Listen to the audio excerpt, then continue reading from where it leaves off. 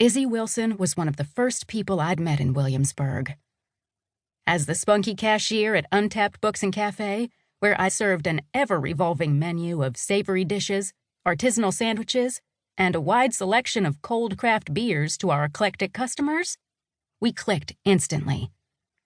She appointed herself my personal guide to all things Brooklyn, so when she needed a place to crash for a few days, I let her stay with me. That had been 3 weeks ago, and she was still here. Izzy was taller than me and had longer arms, which gave her a better angle for taking the picture. "Hashtag squad goals," she said, making a goofy grin. The light caught her hair, which was only a few inches long. This week it was a shade of aquamarine that I imagined the ocean around the Bahamas must look, and it made her look like an ecstatic pixie. "Send that to me, will ya?" I asked. "I'll post it to Insta," she replied. "Perfect," I agreed. Since moving to Williamsburg, I'd seriously upped my social media game. I went from only updating my status when something interesting happened to posting to multiple sites a day, several times a day. Plus, I was in charge of the social media accounts for the bookstore/cafe where Izzy and I worked. Izzy swiped around on her phone. "Done." She checked the screen. "Plans?" "None," I admitted. "It's a good thing I'm working the late shift. I never expected to make it past the first round of the competition, much less win the tournament." "Me too. Evening shift, I mean. I never doubted we'd come out on top. The two of us together? Unstoppable."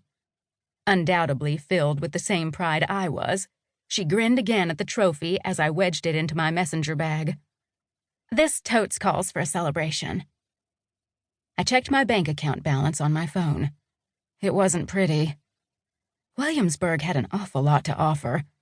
A fabulous range of live indie music, mind-blowing street art, delicious, flavorful dishes served from an ever-rotating fleet of food trucks, a unique and constantly changing selection of funky craft beers, and none of it was cheap. Despite working as many hours as the cafe would allow, and staying at my aunt's for free in exchange for keeping an eye on her adorable cat Rufus, I was perpetually broke. As long as your idea of a celebration doesn't cost much more than a lemonade at that new handcart in Domino Park, I'm in. Izzy hooked her arm around mine. "I know a little place where the beers are cold, the service is great, and we always get a discount." We spent enough time at Untapped Books Café working, and still found ourselves there off the clock more often than not. In addition to the very handy employee discount, pretty much everyone I knew in Williamsburg either worked there or ate there every day. Food at Untapped was half price for us, but we paid full price for beer unless we were overstocked. The way we're pushing pursuit of hoppiness, they'd probably pay us to take it off their hands, I suggested. "Sounds good. After that tournament, I'm starving, and Parker's been working on a vegan mock egg salad I'm dying to taste test." Izzy, like approximately half of Williamsburg as far as I could tell, was vegan. Parker Reed, the enthusiastic day chef at the cafe, was always inventing new recipes for our eclectic customers. He was a genius in the kitchen and made sure to have options for multiple dietary restrictions from vegan to gluten-free.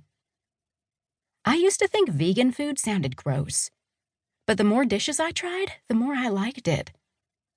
I wasn't giving up delicious fried shrimp po' boy sandwiches anytime soon, but a vegan egg salad sounded intriguing.